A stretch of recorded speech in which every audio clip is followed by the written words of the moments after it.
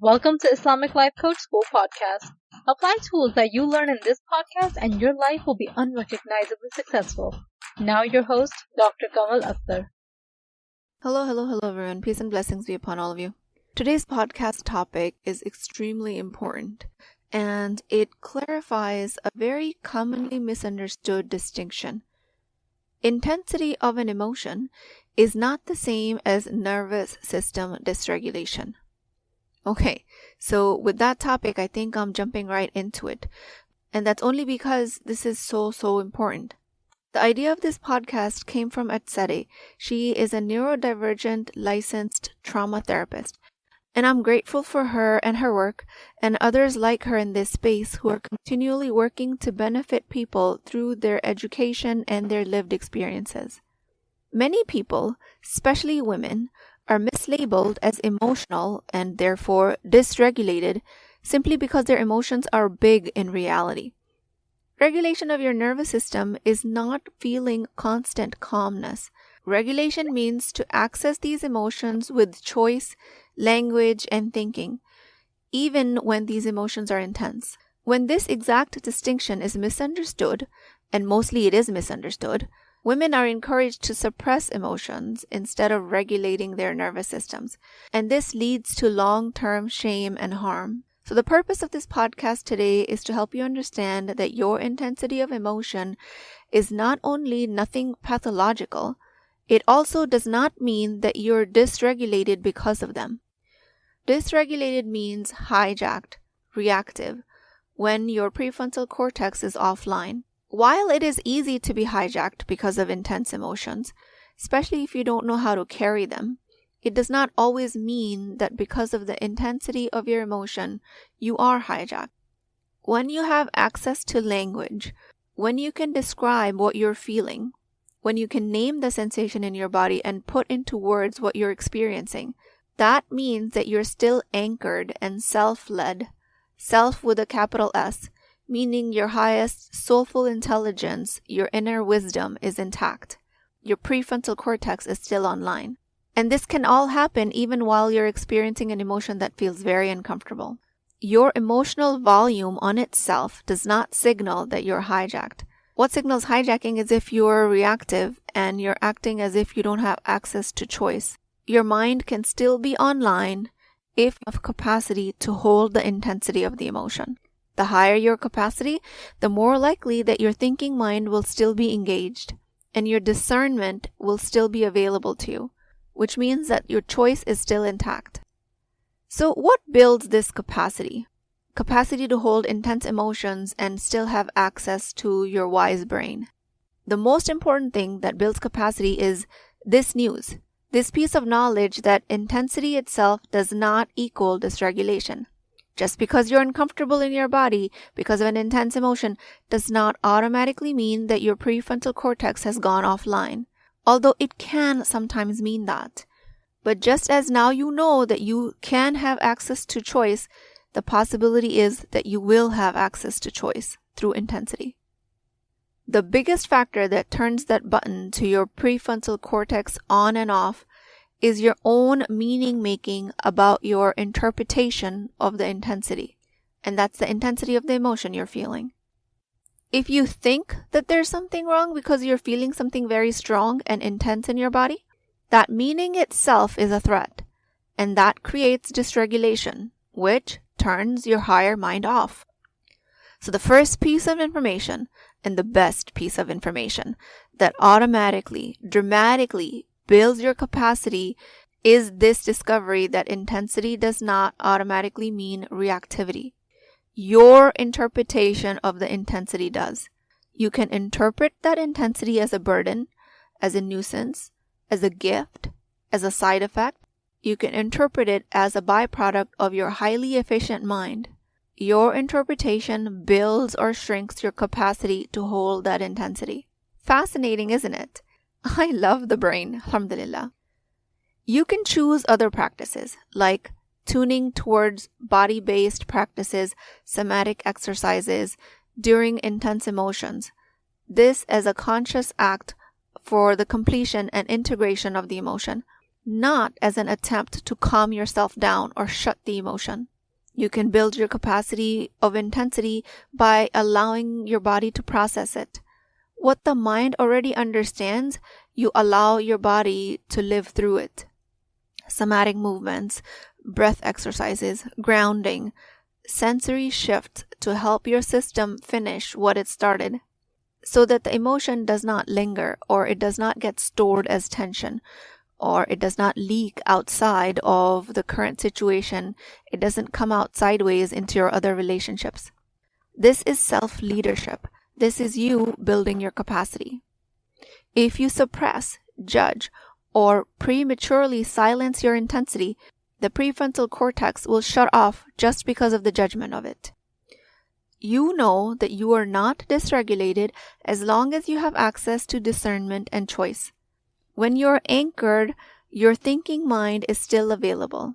Your long-term vision is intact, and you can decide what meaning you want to give to a situation and how you want to respond. Your feelings may be strong, but you are still being yourself, choosing your behavior rather than reacting. In contrast, when you're pulled out of this self-leadership range, your whole perspective collapses. Your thinking mind goes offline and your body takes over through reflexive survival-based strategies, defensiveness, shutdown, anger, overaccommodation. And being momentarily overrun like this does not mean that something is morally wrong with you. It just means that the system's doing exactly what it was built to do. It's prioritizing safety in that moment until your discernment can come back online. Intensity is like the volume of emotions. Intensity itself does not mean loss of self-command. You can feel rage, joy, excitement, grief with tremendous force in your body and still remain anchored in yourself. You can think while you feel. You can speak about what's happening to you in real time, what you're experiencing. You can name the sensations moving through your body. You can name the thoughts passing through your mind. Language is still available to you. Your discernment is still intact. You have access to choice. All of this is specially available to you even if the experience is extremely uncomfortable and raw, and it is demanding on your nervous system, something that requires your attention, asks for you to allocate a lot of your thinking mind to it, does not automatically mean that you are in reactive mode. You can still operate from self-leadership. All of this is extremely important because women, especially with strong emotional range, are very often mislabeled as unstable, reactive, or chronically being too much. Very commonly, emotional volume gets confused with the loss of self-command by others, when in reality, intensity is just a source of your clarity. That intensity gives you conviction. It gives you momentum. From your capability of having those deep feelings comes passion, and that fuels a lot of action. Your emotions are not obstacles to your effectiveness. Your emotions fuel a purpose-driven work. When you practice this skill enough, your capacity is going to show up as focus, dedication, while other people might be misreading it as dysfunction. And that's perfectly fine. They're allowed to misread you. The problem is never your emotional depth.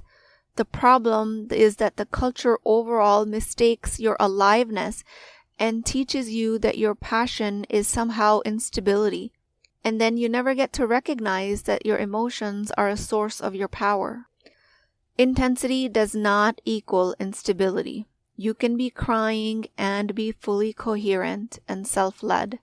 You can be very furious and still clearly explain why you're angry. You can be very loud, animated, openly expressive with your anger, with your joy, and be fully present. None of this signals a loss of self-command, no matter how many people around you are telling you that it does, as long as you are still present with your choice. In Islam, we are told that you will be questioned about your actions and your intentions, not simply the presence of an emotion. Feeling intensely does not remove you from your responsibility or agency. What matters is what you choose to do with that feeling. So in Islam, moral accountability is grounded in actions. Allah subhanahu wa ta'ala created the full range of human emotions, and their rising and falling is a part of human design. Since feeling something intensely does not strip you of your agency automatically, which also means that it does not automatically place you in sin just because you're feeling anger. What carries this weight of questioning and accountability is what you choose to do with it once that emotion is present. If you feel rage, grief, fear, do you still have access to your discernment? Do you choose to respond? Then the emotion itself will not be questioned, even when the emotion is overwhelming. Islam recognizes the difference between the internal state and the external act. The accountability is tied to intention and behavior, because intention is something you consciously choose, even when it's something metaphysical, something in your mind, that is a thought. Now, like I said, other people will tell you that you are dysregulated and reactive and emotional, and that's okay. They are allowed to say that. They're allowed to have their opinion. As long as their opinion about your intensity does not translate into you believing them and then becoming dysregulated, that turns your choice off. Your prefrontal cortex can still stay online through your intensity and through their judgment of your intensity. Let's say you feel rage when somebody disrespects your father, and that intensity has never been normalized for you. What you've otherwise learned is to suppress it. You've learned that rage itself is dangerous, and that the moment when it shows up, you've already lost control. And rage in itself is something to be shameful about and something to think that it's sinful. So then you pretend that you don't feel rage. You pretend that this doesn't exist. You clamp it down. And these kinds of suppressed emotions show up as physical symptoms, and they take an intense toll on your emotional and mental well-being. Again, Islam does not locate sin in emotion. The intensity of rage is not sinful. What places you at risk is losing choice if you are burdened by that rage. And even then, accountability is tied to the action that you take from that rage. And this matters through the same lines that I've been describing to you, that rage, especially in women, is treated as inherently sinful, when rage itself just signals violated boundaries, and it lets you know if your integrity is being threatened. If you still have access to thought and language in that moment, if you can name why you're angry, feel the sensations in your body, and decide how you want to respond, you are not overrun. You are still anchored. You're grounded. Rage itself does not take away your choice. Therefore, it is not inherently sinful. But it is a powerful emotion that requires containment. There is no need to automatically condemn it. Similarly, you can feel terror, the incredible fear that you might feel if your child goes missing in a crowd, or when you hear a strange noise in the middle of the night, when your body reminds you of a past moment of danger. The intensity of that fear is not dysfunction. The terror is the nervous system's alarm that something is a possible threat. You can still be in choice through that intense emotion, through all of the adrenaline. Terror does not remove your moral agency. It simply, like all other intense emotions, demands support, so your choice can remain intact. Humiliation is one of the other very intense emotions, and again, very misunderstood. If you feel humiliation when you're publicly corrected, ridiculed, mocked, dismissed, the feelings of humiliation do not signal instability on your part. All they do is that they signal dignity being violated. The harm comes when this humiliation is repeatedly suppressed in the name of being easy or trying to be patient. Same thing with grief. After a death of a parent or a loved one, the Prophet himself wept openly in grief, affirming that tears and sorrow are not sins. If you can still speak, remember Allah, follow His commands, allow yourself to be held by others, you have not lost choice, even when the emotion is deep and vast. So far, I've only spoken to you about negative emotions. Now let me talk to you about the same range and depth of positive emotions, like overwhelming joy. That intensity, that excitement does not mean you've lost control. You can contain these emotions with meaning, safety, and connection. You can, again, be very animated, expressive, and still have your choice intact. Your suppressed joy will dull your vitality, will take away from your gratitude. You can rejoice and be extremely grateful and remain grounded at the same time. Excitement is another one of those very positive, high-energy emotions that gives you forward-moving energy. Intensity of love for a child, for a pet, for a cause, for a parent, for your spouse, for a friend. Your intense love does not mean that you lose choice. It means it gives you the signal for attachment and meaning in your life. It is the meaning you assign to these emotions is what will determine if you're able to carry it and use it to expand your life, or if all of these emotions will constrict your life. A human emotional capacity is not genetically programmed. It's not even universal. It's something that you get to develop with time. What feels intense but manageable to one woman might look overwhelming or dysregulated to someone else, and it might not be manageable to another woman. The measure is not how loud the emotion appears or what anyone else's opinion about your emotion is. The measure is whether you have access to yourself. Feeling deeply does not mean that there's something wrong or that something's broken, regardless of what you might have been told up until now. What matters is that you still have access to your wise brain, your language, your discernment. Islam calls for ethical anchoring through all of these intense emotions. When you stop fearing these emotions, they become vital pieces of information. They stop being a threat. You don't need to feel smaller or feel flat emotions just to be spiritually sound. You need safety, meaning. You need permission to stay yourself. And this is a new kind of self-leadership. This is how you lead yourself and the people around you. With that, I pray to Allah subhanahu wa ta'ala, O Allah, help us recognize the wisdom in emotions that you've placed within us. Keep our hearts alive and our minds clear, especially when emotions arise. O Allah, protect us from acting without intention and grant us the strength to respond with choice and integrity.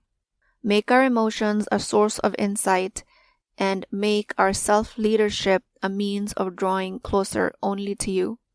Ameen Ya Rabbul Alameen. Please keep me in your du'as. I will talk to you guys next time.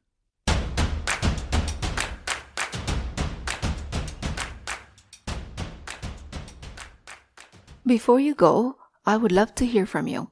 If this podcast spoke to you, please take a few moments to leave a review. Your words will help reach other Muslim women find this message. And think of it as a small act of sadaqah jariyah, a continuous charity, because your review could be the reason another sister finds healing. And plus, I read every single one of your reviews. They truly mean a world to me. Please take a few seconds to rate and review on the podcast platform of your choice. Inshallah, I will talk to you in the next episode.